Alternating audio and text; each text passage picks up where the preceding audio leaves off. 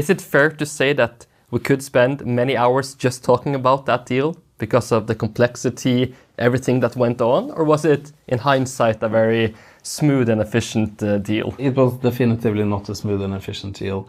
Time kind of killed it in a way.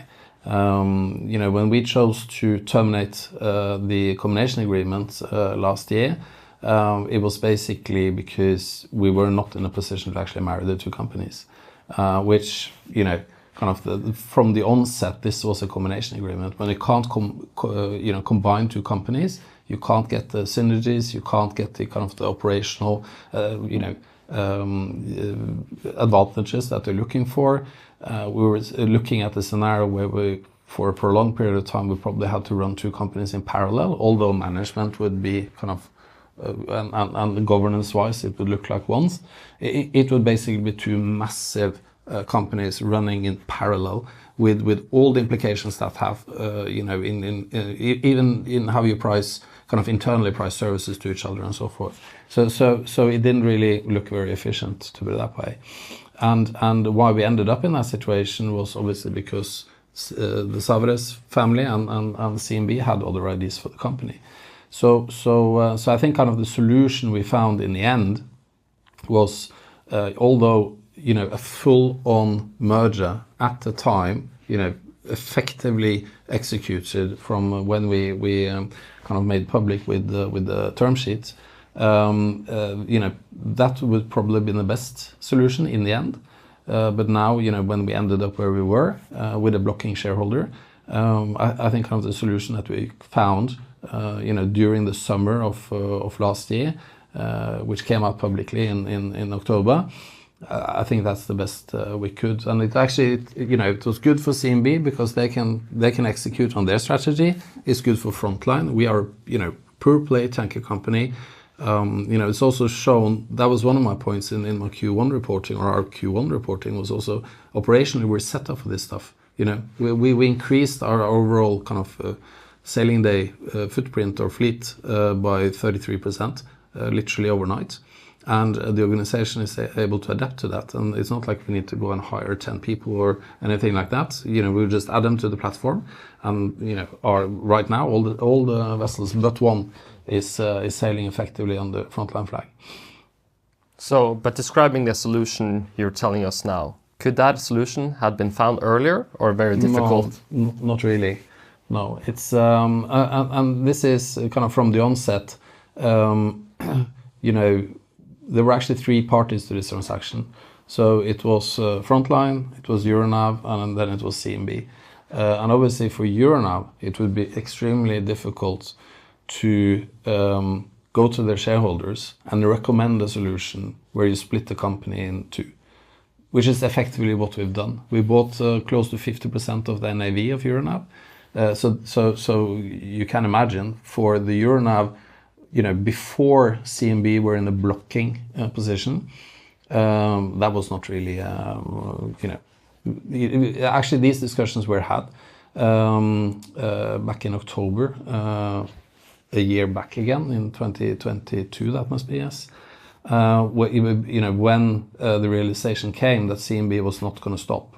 So a bit prior to they reached the 25% threshold, there were three-party discussions where this was one of the potential solutions, which obviously Hugo and the board of Euronav could not, with a straight face go to the shareholders and say, guys, we're going to split the company in two. So at that time, we're still searching for solutions, how we could get the merger together, basically.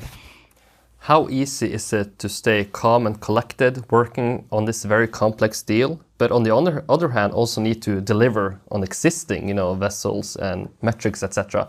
Is that also very easy, or does it also, No, I think you have a huge advantage in Frontline in that respect, and I cannot praise how we work as a company, or I would actually call it just a machine, and I think.